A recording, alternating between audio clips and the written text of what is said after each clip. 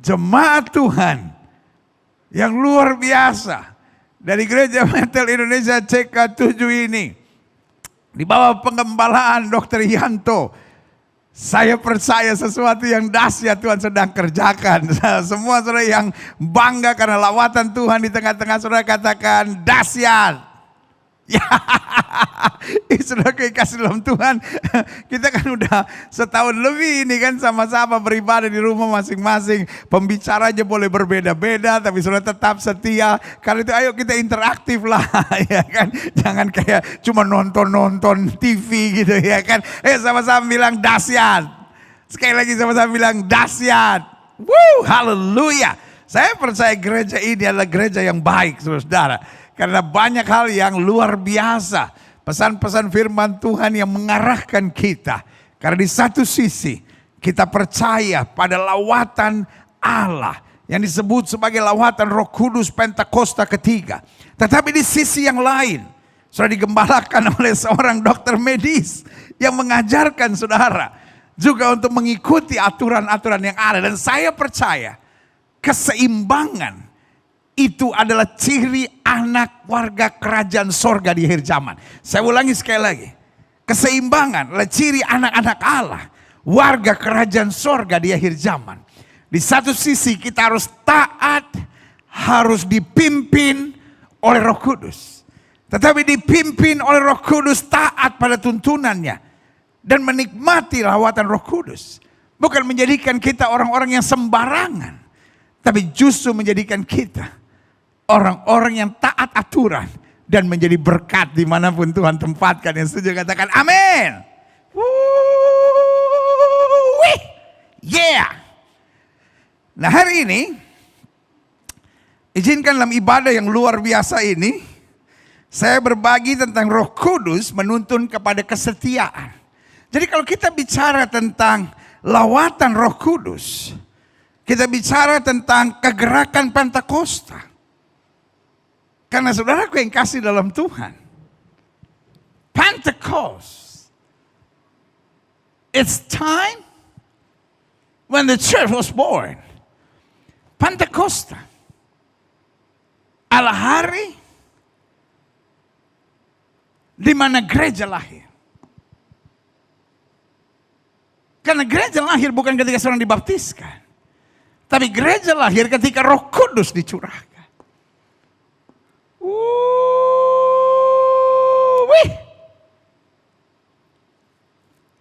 Ketika Yesus dibaptiskan oleh Yohanes,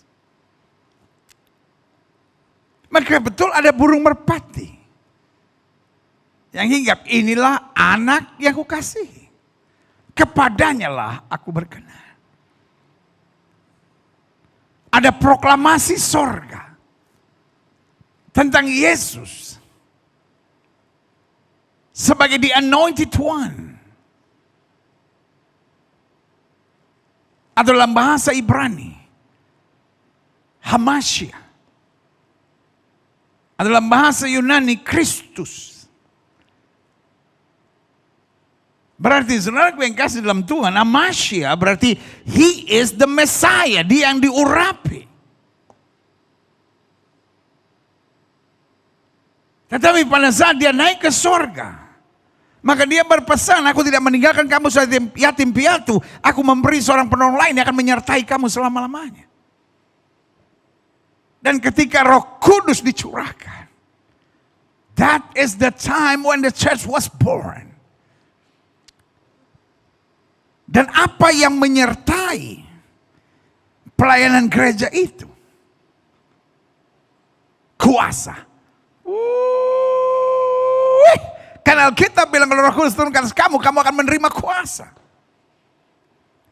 Kuasa untuk menginjil. Kuasa untuk hidup dalam kesucian. Kuasa untuk jadi berkat. Dan ini yang salah satunya yang paling penting waktu Roh Kudus dicurahkan. Kuasa untuk hidup setia. Nah saya percaya orang yang dipenuhi dengan Roh Kudus tidak akan menjadi pemberontak. tidak akan menjadi pengkhianat. Pak, jangan jadi pengkhianat. Adik-adik muda, jangan jadi pengkhianat. Bu, jangan jadi pengkhianat. Hamba-hamba Tuhan, pelayan-pelayan Kristus, jangan jadi pengkhianat. Kalau engkau sudah punya istri, tertarik sama perempuan lain, saya beri nama, engkau punya roh pengkhianat. Kalau engkau sudah punya suami, tapi kerjaanmu mengeluh terus, membandingkan suamimu dengan pria lain, saya beri nama, engkau punya roh pengkhianat. Kalau kau pacaran belum menikah tapi lakukan hubungan seks sebelum nikah, hidup dengan onani dan masturbasi, lalu tonton tayangan-tayangan cabul, saya beri nama, engkau punya roh pengkhianat. Kalau engkau diberkati Tuhan dan kau tahu persis bahwa semua yang terjadi karena rahmat dan berkat Tuhan, tapi engkau tidak melayani Tuhan, engkau tidak bersaksi, tidak memenangkan jiwa, engkau tidak kembalikan perpuluhan milik Tuhan, saya beri nama, roh di dalammu adalah roh pengkhianat. Pengkhianat mulai ngamuk ini. Waktu suami berkhianat pada istrinya, ibu-ibu langsung amin. Waktu saya ngomong istri-istri berkhianat pada suaminya, dan amin.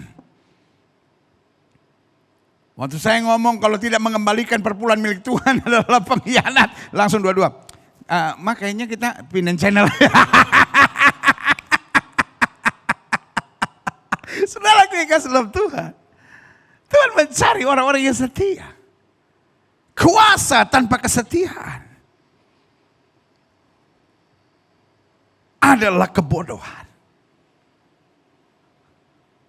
Kalau Alkitab sudah bilang, kalau saya setia dalam perkara kecil, Tuhan berkati saya dalam perkara yang lebih besar.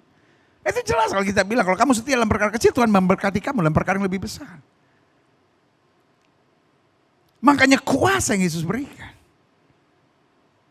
Kuasa untuk memenangkan jiwa, kuasa untuk menjadi saksi. Kuasa untuk hidup dalam kesucian. Kuasa untuk selalu jadi berkat. Kuasa untuk mengabarkan Injil. Dan juga kuasa untuk hidup dalam kesetiaan.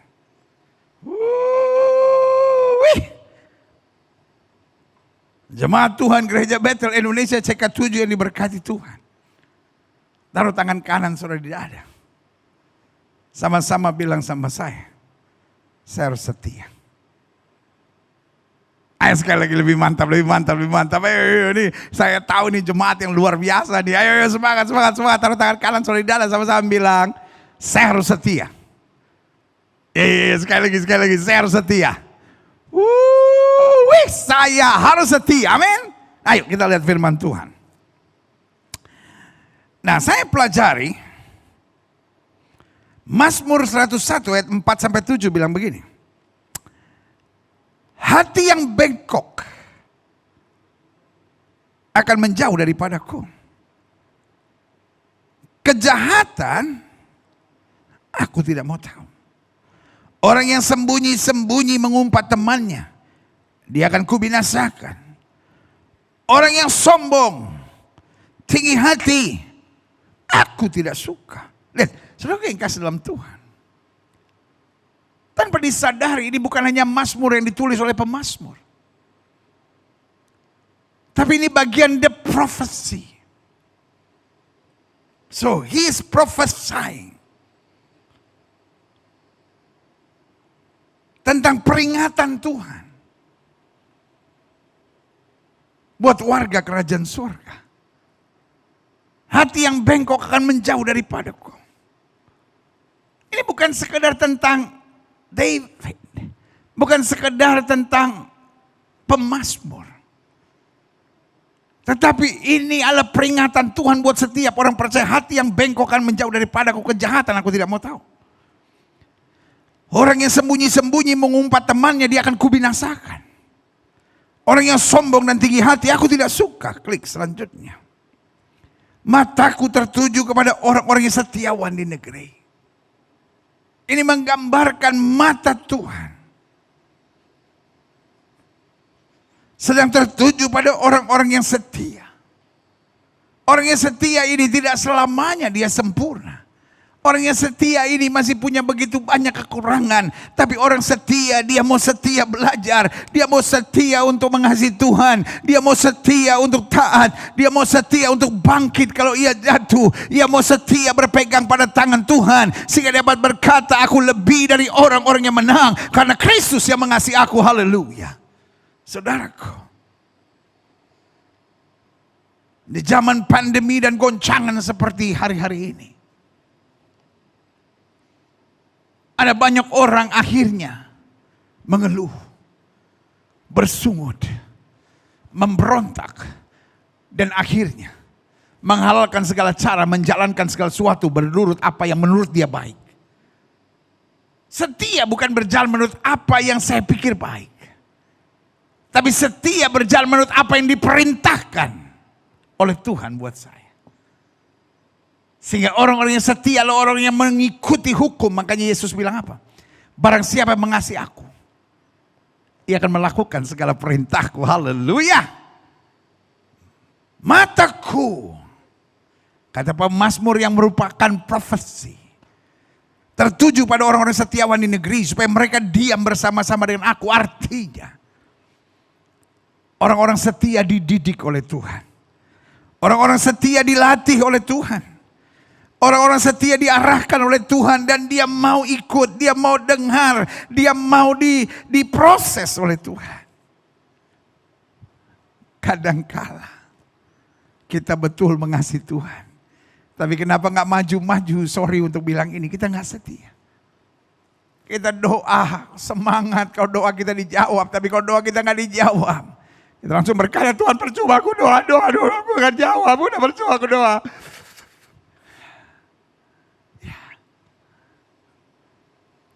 Ketika hidup kita diberkati, wah kita makin setia mengembalikan perpuluhan milik Allah. Tapi kalau sementara kita mengembalikan perpuluhan milik Allah, lalu kita dirumahkan, kita kecewa, kita marah sama Tuhan. Percuma, pendeta-pendeta ngomong katanya, kalau saya baru perpuluhan jadi berkati, saya enggak. Karena motivasimu kotor. Engkau pikir perpuluhan seperti pasang buntut. Kalau saya naruh sesuatu maka 100 kali lipat Tuhan ganti. Engkau kotor pikiranmu. Kita mengembalikan perpuluhan milik Allah bukan supaya kita diberkati, tapi sebagai ucapan syukur kita. Karena kita sudah sangat diberkati dan saya tahu 90% yang Tuhan berikan itu cukup buat saya. 10%-nya adalah titipan Tuhan untuk dapat berbuat sesuatu bagi pekerjaan Tuhan dan mereka yang memerlukan dan membutuhkannya. Dan kalau kita bisa setia dalam perkara kecil, iya kan? Uang kan bukan segala-galanya, kita harus jujur, uang harus perkara kecil. Ya tapi mungkin buat pendeta uang adalah perkara kecil, berarti Tuhan lu mamon. Apa yang perkara besar? Kebahagiaan rumah tangga. Apa yang perkara besar? Anak-anak yang sehat. Apa yang perkara besar? Hidup kita yang sehat. Apa perkara besar? Ada makna kehidupan. Makanya Alkitab bilang, buat apa kau dapat seluruh dunia ini jika jiwamu binasa?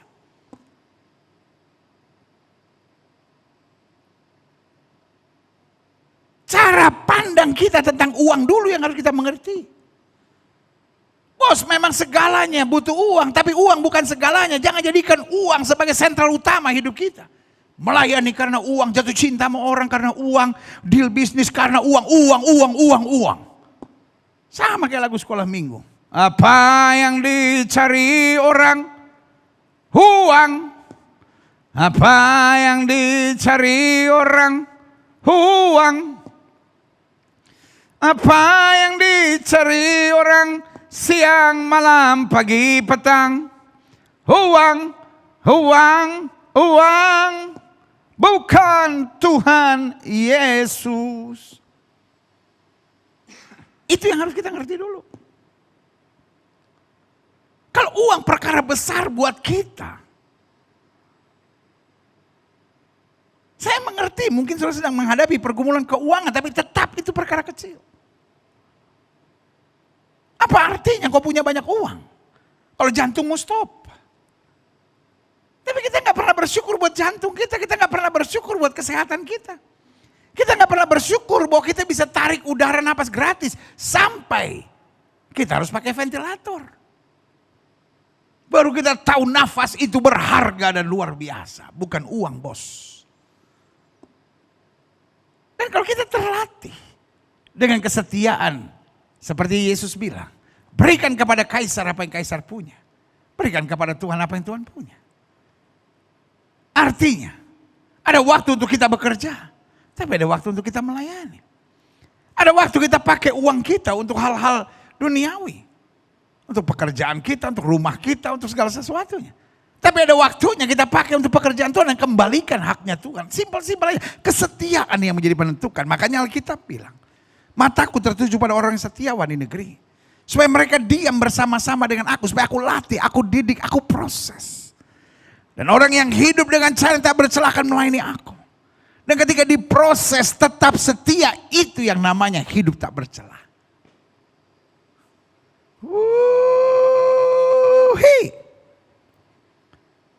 Selalu saya bilang, faithfulness is not a finish lane. But faithfulness is a start lane. Apa artinya? Kesetiaan bukan garis akhir. Oh saya udah setia, udah beres. No. Apapun harus dimulai dalam kesetiaan. Jadi itu justru garis start. Rumah tangga harus dimulai dengan kesetiaan. Bukan kacau berakhirnya kesetiaan, bukan. Melayani harus dimulai dari kesetiaan dulu. Dan orang setia bukan berarti gak ada kekurangan, tapi diproses oleh Tuhan. Tapi kalau kita setia, kita mau diproses oleh Tuhan. Tapi kalau jiwa kita berontak, sejauh menyenangkan buat kita, oke. Sejauh istri kita menyenangkan buat kita, oke. Itu bukan kesetiaan. Itu namanya balas jasa, saudara. Ya istriku setia, ya aku setia sama dia. Tapi kalau dia gak setia, enak aja. Setia bukanlah balas jasa. Dulu ada lagu rohani yang kita semua kenal. Setialah sampai mati. Seperti Tuhan Yesus. Setianya sampai mati. Apakah jawabanmu untuk kasih setianya?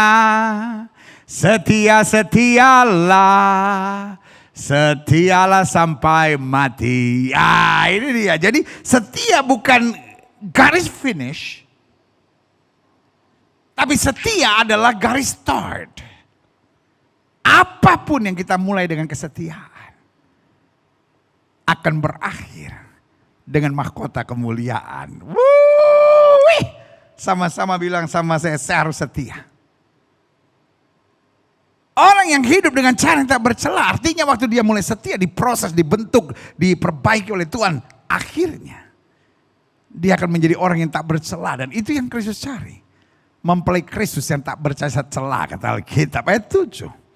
Nah ayat yang ke-7 bilang, orang yang melakukan tipu daya. Nah apa artinya tipu daya? Artinya orang yang hanya mikirin kepentingannya sendiri. Orang yang hanya mikirin keuntungannya sendiri. Orang yang gak mau setia. Orang yang cuma hitung-hitungan dan mengandalkan logikanya sendiri. Alkitab bilang, orang yang melakukan tipu daya tidak akan diam dalam rumahku. Karena ini dikategorikan Tuhan sebagai orang-orang munafik. Kelihatannya hanya menyibukkan diri untuk hal-hal yang kelihatannya menyenangkan dan menguntungkan dirinya. Tetapi fokusnya bukan bagaimana jadi berkat. Fokusnya bukan bagaimana memuliakan Kristus. Fokusnya bukan bagaimana berkarya dan berbuat sesuatu yang positif dengan semangat integritas. Tetapi yang dia cari hanya dirinya sendiri. Dan orang kayak gini kata Alkitab. Melakukan tipu daya disebut bagian kelompok orang munafik tidak akan diam dalam rumahku. Dan orang yang berbicara dusta tidak akan tegak di depan mataku. Orang yang setia tidak mungkin akan berdusta. Sekali lagi saya mau ingatkan, orang yang setia bukan tidak pernah salah.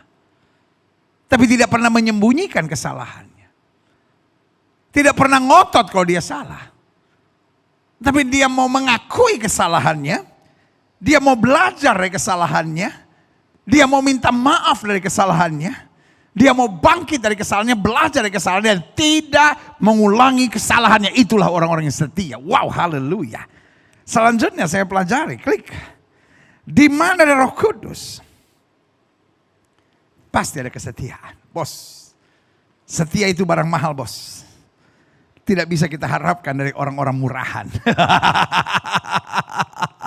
Saya ulangi sekali lagi ya. Setia itu adalah barang yang mahal. Tidak bisa kau harapkan dari orang-orang murahan. Adik-adik muda. Saya ulangi sekali lagi. Setia itu adalah barang yang mahal. Tidak bisa kau harapkan dari orang-orang murahan.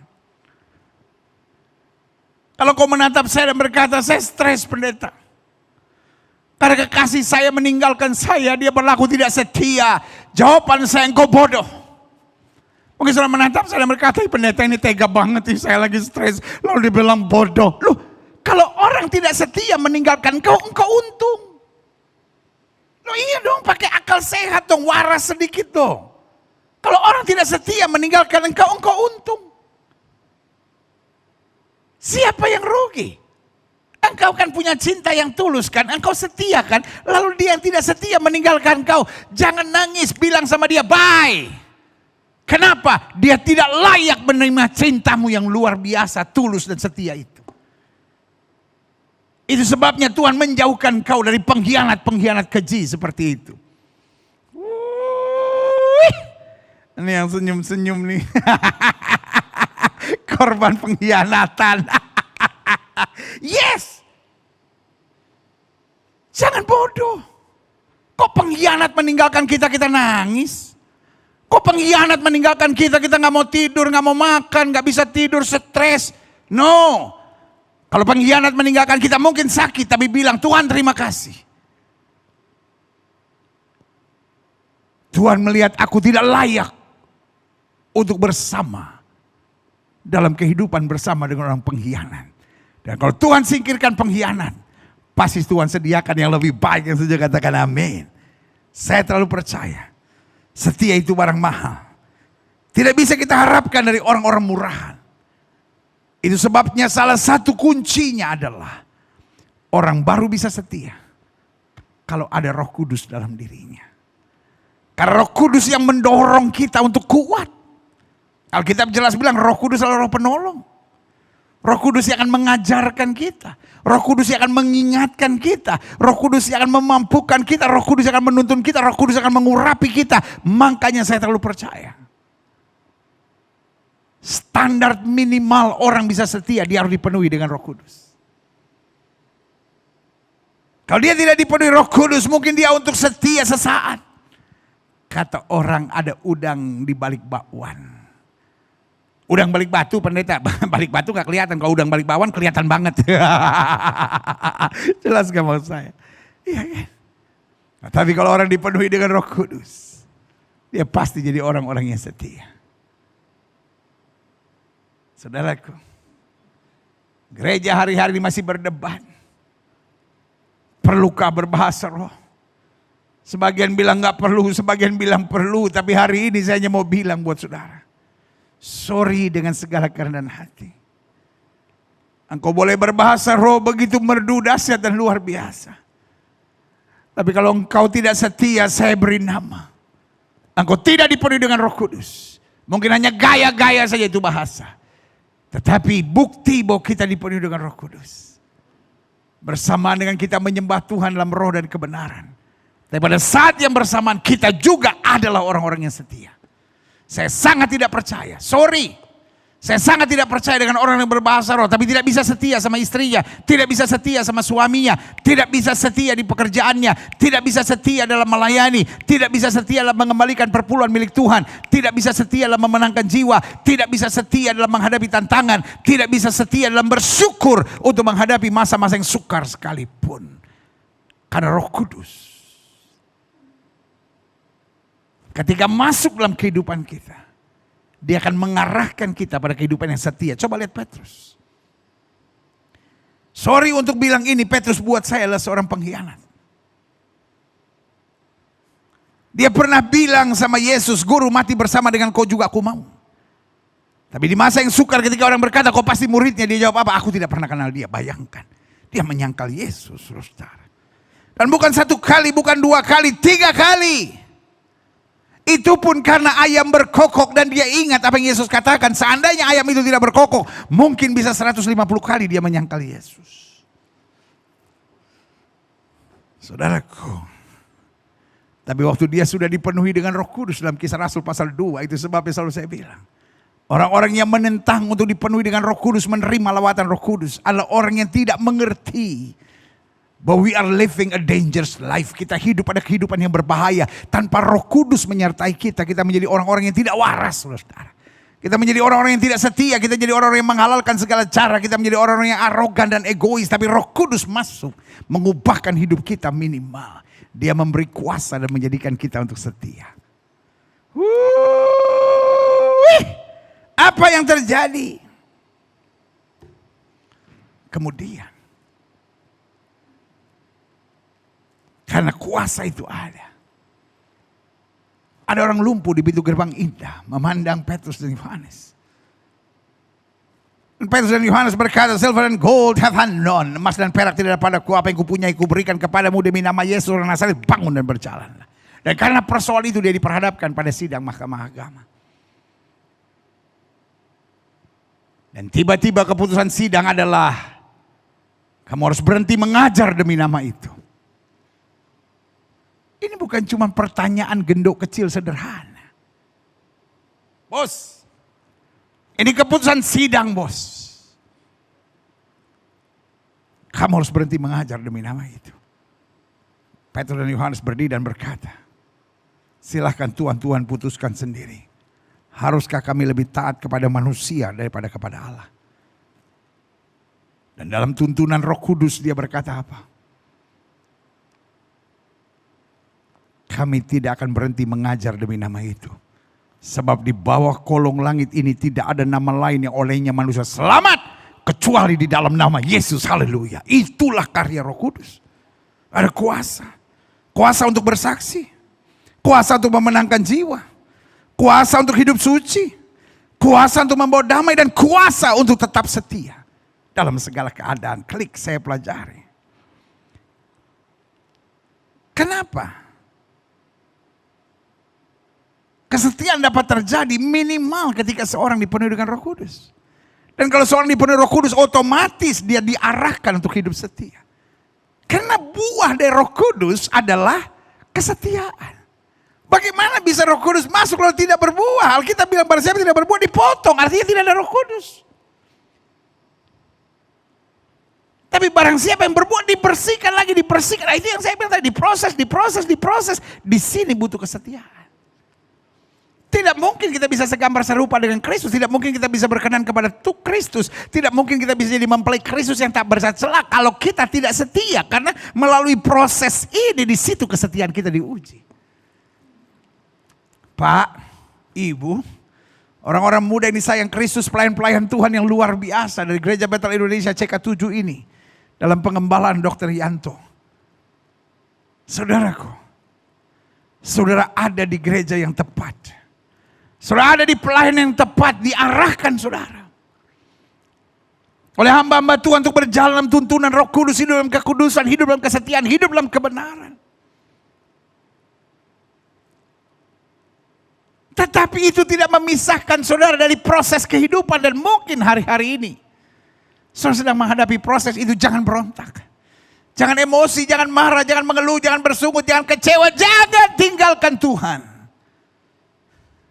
Folks, as your friend in Christ, sebagai sahabat dalam Kristus, saya hanya ingatkan, setia. Be faithful, tetap setia. Setia kadangkala membuat air mata kita mengalir. Setia kadangkala membuat lutut kita gemetar. Setia kadangkala membuat bahu kita membungkuk akibat tekanan yang begitu berat. Tapi satu yang saya pastikan, setia tidak akan pernah membuat kita menyesal. Karena orang yang bertahan sampai kesudahannya, itu yang akan memperoleh kemuliaan Tuhan. Yang setuju katakan amin. Kesetiaanlah bagian dari buah-buah roh. Selanjutnya saya pelajari. Galatia 5 ayat 22-23 bilang, tapi buah roh ialah kasih, sukacita, damai sejahtera, kesabaran, kemurahan, kebaikan, dengar, faithfulness, kesetiaan. Kelemah lembutan, penguasaan diri, tidak ada hukum yang menentang hal-hal itu. Artinya kesetiaan. Bagian yang tak terpisahkan dari tuntunan Roh Kudus. Apakah dunia bisa setia tanpa Roh Kudus? Kesetiaan hanyalah demi tujuan tertentu. Hanyalah demi perhitungan tertentu.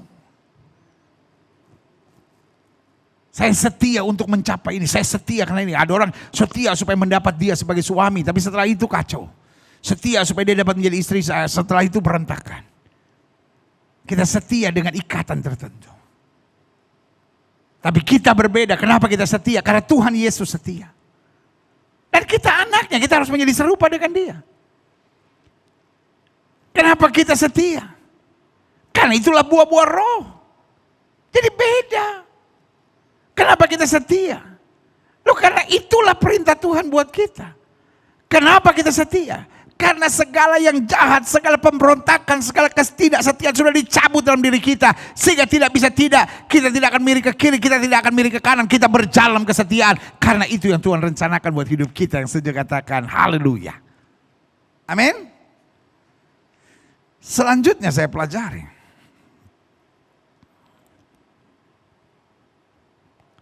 Apa hal-hal penting tentang kesetiaan? Saya berdoa di hari Minggu yang penuh berkat ini. Biarlah kita bukan hanya orang-orang yang cinta Yesus.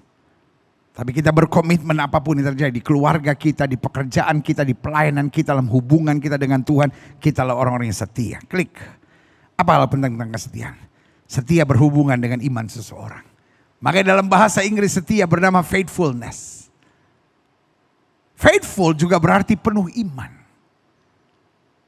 Makanya tadi saya bilang. Setia sangat berhubungan dengan tuntunan Roh Kudus. Dan tuntunan Roh Kudus itu bisa masuk dalam hidup kita. Ketika kita punya iman. Makanya Alkitab bilang orang benar akan hidup oleh iman. Jangan bilang sama saya sih beriman pendeta. Cuma situasinya sangat berat. Sehingga akhirnya saya mati. Tidak bisa. Selama engkau beriman pasti engkau setia. Dan kalau hari ini engkau sedang tidak setia. Perbaiki imanmu. Artinya imanmu sedang goyah. Karena iman yang tangguh akan membuat langkah yang setia dalam kebenaran dan takut akan Tuhan. Yang kedua, apa hal penting tentang kesetiaan? Setia tidak bisa dibuat-buat, senyum bisa dibuat-buat. Oh, sorry bilang ini. Kalau yang namanya marketing, wah ahli walaupun sebel sama orang ya kan. Tapi kalau supaya dagangannya laku senyumnya manis.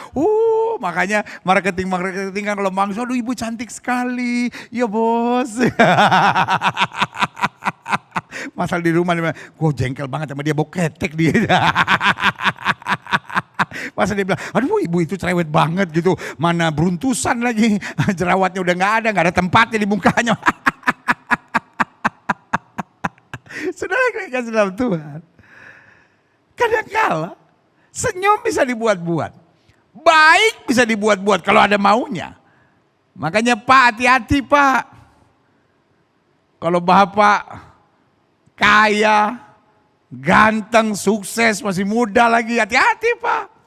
Ada banyak tuh Pak yang pakai apa itu namanya gincu, berminyak pakai glitter gitu. Pak, Bapak kelihatan luar biasa ya, istri Bapak pasti bahagia punya suami seperti Bapak gitu. Bapaknya curhat-curhat, curcol kalau anak muda sekarang bilang curhat-curhat colongan. Aduh, istri saya tuh banyak ngeluh sebetulnya, nggak seperti kamu. Setan ketemu iblis, saudara-saudara. Sebagai hamba Allah saya mau ingatkan buat saudara, setia gak bisa dibuat-buat. Orang yang gak setia kelihatan. Dia bisa manis di luar, tapi kelihatan busuk di dalamnya. Yang ketiga, apa hal penting tentang kesetiaan? Setia harus disertai dengan kesiapan membayar harga. Jangan bilang sama saya, ya saya gak bisa setia karena saya terlalu disakiti, saya terlalu dilukai. Loh, justru itulah setia. Setia bukan balas budi. Kalau dia baik sama saya baik sama dia, itu bukan setia, itu normal. Tapi setia kita belajar dari Kristus. Meskipun diejek, meskipun dimaki, meskipun diludahi, meskipun disalibkan, meskipun dicemooh, meskipun dibully. Tapi ini kalimatnya, Bapa ampunilah mereka sebab mereka tidak tahu apa yang mereka perbuat. Itulah kesetiaan. Kesetiaan adalah kesiapan untuk membayar harga. Sehingga orang-orang yang setia tidak pernah merasa mengalah itu menyakitkan. Tidak pernah merasa memikul salib itu menyakitkan. Alkitab bilang karena pandangannya ia arahkan kepada upah. Paulus adalah orang yang setia sampai berkata begini. Segala perkara dapat kutanggung dalam dia yang memberi kekuatan kepadaku. Paulus saya beri nama orang yang setia karena inilah kalimatnya. Penderitaan ringan yang sekarang ini tidak ada bandingannya dengan kemuliaan yang akan kita terima. Itu orang-orang setia. Orang-orang setia tidak mengeluh dan bersungut hanya karena harus memikul salib. Orang-orang setia tidak akan mengeluh dan bersungut meskipun harus berkorban. Korban perasaan, korban tenaga, korban uang, korban perjuangan, korban keringat, korban air mata. Apapun dia lakukan karena dia tahu apa yang saya kerjakan tidak ada apa-apanya dibanding kemuliaan Kristus yang begitu mencintai saya. Amin. Selanjutnya, apa hal penting tentang kesetiaan? Setia pasti menghasilkan buah-buah yang luar biasa. Saudaraku yang kasih dalam Tuhan.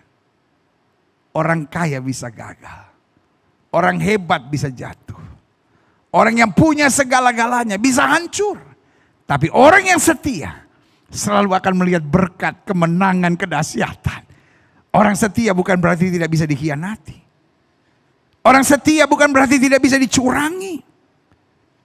Tapi akhir dari hidup orang setia selalu dahsyat dan luar biasa. Lihat apa yang terjadi dengan Ayub. Ayub kehilangan segala-galanya. Dikhianati oleh istrinya. Disakiti, dikecewakan oleh istrinya sendiri. Sampai istrinya bilang, masihkah engkau bertekun dengan Allahmu, kutuki Allah dan matilah. Tetapi kesetiaan Ayub yang bilang, apakah kita hanya mau menerima yang baik dari Allah dan tidak mau menerima yang kurang baik? Tuhan yang memberi, Tuhan yang mengambil, terpujilah nama Tuhan. Yes, itulah kesetiaan. Tuhan yang memberi, Tuhan yang mengambil, terpujilah nama Tuhan. Dan kemudian Alkitab saya berkata, Ayub diberkati 2 kali lipat. Apa yang terjadi dengan Yusuf? Bukankah dia dikhianati, bukankah dia dilukai, bukankah dia disakiti, bukankah dia dibuli, bukankah dia dicurangi. Tapi dia tetap setia. Dengan kalimat terkenalnya, manusia boleh mereka-rekakan yang jahat, Allahku mereka-rekakan untuk kebaikan. Sadrak, Mesak, Abednego bukankah dibuang ke dapur api yang dipanaskan 7 kali lipat. Tapi dia tetap setia. Kalau Tuhan yang kami sembah sanggup tolong, maka dia tolong. Tapi kalau Tuhan Kuraja ketahui kalau Tuhan yang kami sembah tidak sanggup tolong, untuk menyembah dewa Tuhan Kuraja kami tidak mau. Apa yang terjadi? Ya diselamatkan. Orang setia bisa disakiti, bisa dicurangi, bisa dilukai, bisa dikhianati. Tapi tidak bisa ditaklukkan. Karena selalu ada tangan Tuhan yang memberikan kemenangan-kemenangan luar biasa. Karena itu izinkan saya, as your friend in Christ, sebagai sahabat dalam Kristus, untuk mendorong setiap saudara, meyakinkan setiap saudara. Setia adalah jalan yang terbaik yang harus kita pilih. Walaupun setia kadang-kala membuat kita mengalir air mata. Setia kadang-kala membuat kita gemetar.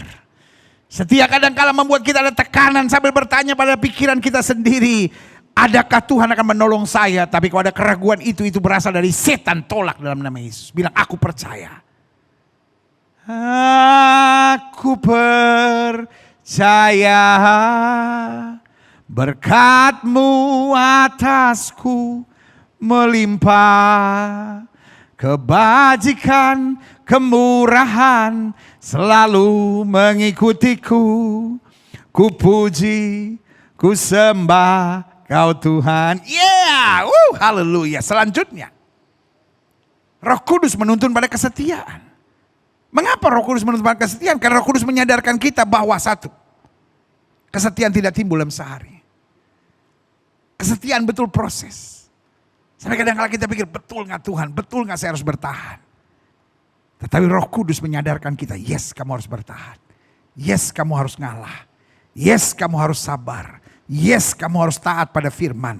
Yes kamu harus dengar-dengaran pada suara Roh Kudus. Batin kita menolak. Logika kita menolak. Tetapi roh kita tetap melangkah dalam tuntunan Roh Kudus. Itu sebabnya di masa-masa yang sukar, orang baik sekalipun tanpa pimpinan Roh Kudus dapat berontak. Tetapi orang lemah sekalipun dalam tuntunan Roh Kudus akan tetap bertahan dalam kesetiaan. Yang kedua, apa makna Roh Kudus dalam kesetiaan? Sehingga hanya orang yang dipimpin Roh Kudus yang akan setia. Roh Kudus menyadarkan kita bahwa kesetiaan tidak melewati jalan yang mulus. Kesetiaan justru melewati jalan yang berbatu karena kesetiaan sedang melatih kita menjadi prajurit-prajurit Kristus yang luar biasa.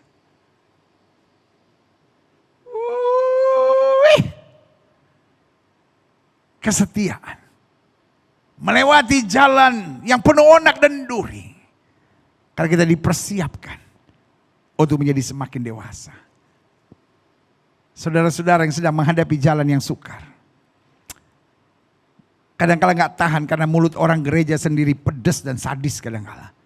Kalau menurut gue ya, dia pasti ada dosa. Padahal dia gak benar. Kok gue bingung ya, dia ikut Tuhan ya, dia udah pelayanan ya. Padahal dia aktivis banget di CK7. Aduh, tapi kok masalah. Saudaraku, waktu kita TK, gak ada ujian. Waktu kita SD, iya kan? Ulangannya gampang. Ujiannya cuma sekali. SMP, ulangannya, ujiannya udah mulai lebih berat. SMA lebih berat lagi. Tapi masuk S1, wah.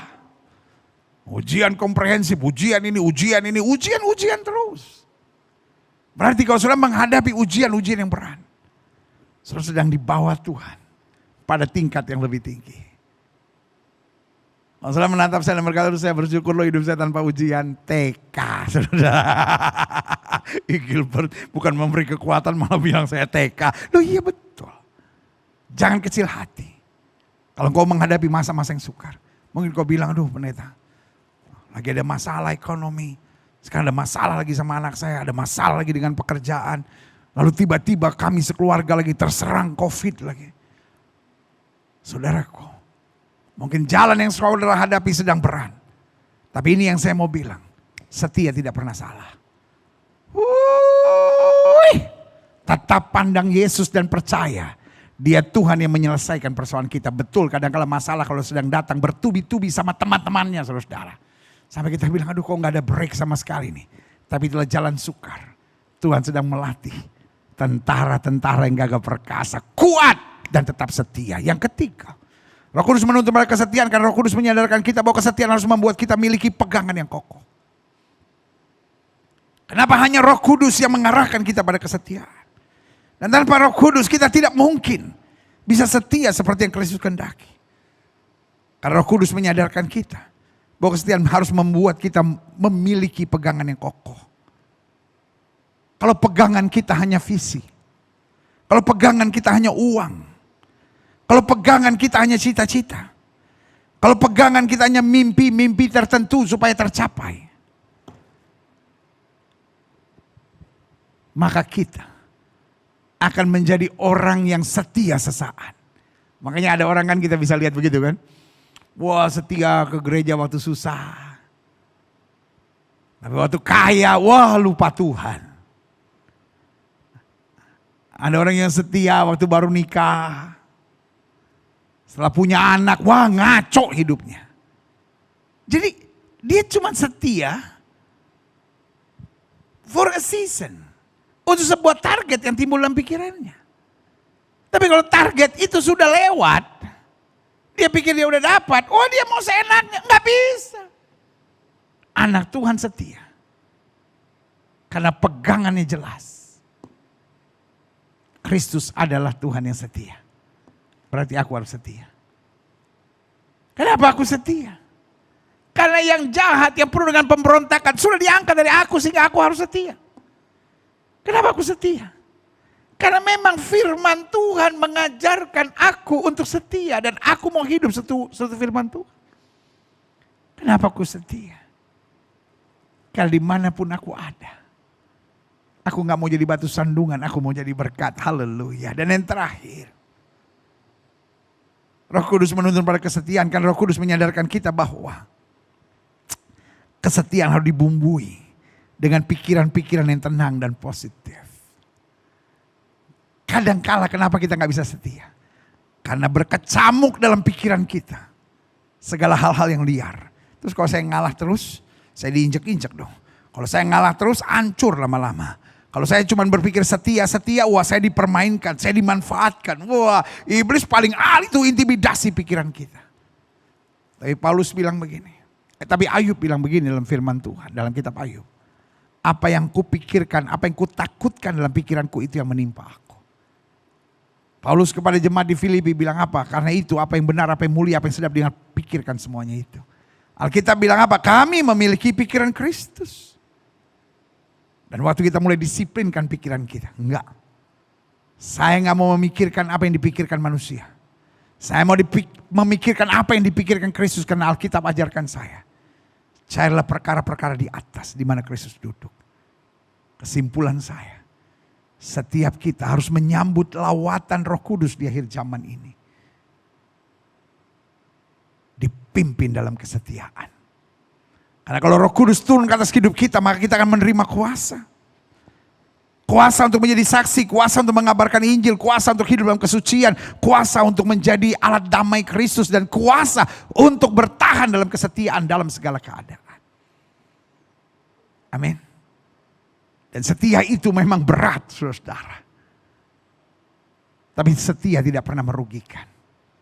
Dan setia menunjukkan bahwa kita dipimpin oleh Roh Kudus. Mengeluarkan buah-buah yang matang. Karena orang yang setia bukan hanya menjadi berkat buat orang sekitarnya. Bukan hanya menjadi kesaksian yang memenangkan jiwa buat orang sekitarnya. Bukan hanya membangun keluarga yang bahagia. Tapi dia melihat mahkota kemuliaan pada akhirnya. Setiap mata terpejam. Setiap kepala tertunduk. Setiap hati terangkat pada Tuhan. Hari ini adalah hari yang baik. Tidak kebetulan sudah bersama. Dalam ibadah minggu. Streaming bersama GBI CK7 ini. Sambil mata terpejam, kepala tertunduk, hati terangkat pada Tuhan. Biarlah kita ingat. Tuhan, apakah saya berjiwa pengkhianat? Atau saya berjiwa setia? Apakah saya berjiwa pemberontak? Atau saya berjiwa setia? Apakah saya berjiwa pesungut-sungut yang terus mengeluh? Ataukah saya setia yang bersyukur kepada Tuhan? Jika itu doamu, taruh tangan kananmu di dada. Orang-orang yang tidak setia, penuh dengan alasan. Saya bukan tidak setia, tapi karena begini, situasinya begini, keadaannya begini, hal yang menyakitkan terjadi. Saya dikhianati, saya dilukai. Setia dalam segala keadaan. Karena setia tidak berdasar pada hitungan logika, tidak berdasarkan pada perasaan, tapi setia pada apa yang diperintahkan Tuhan dan bagaimana Roh Kudus memampukan kita. Jika itu doamu, taruh tangan kananmu di dada. Mungkin kau berkata, saya dikhianati orang. Itu bukan urusanmu, tetap setia. Mungkin kau berkata, aku dilukai dan disakiti. Itu bukan urusanmu, yang penting kau tetap setia.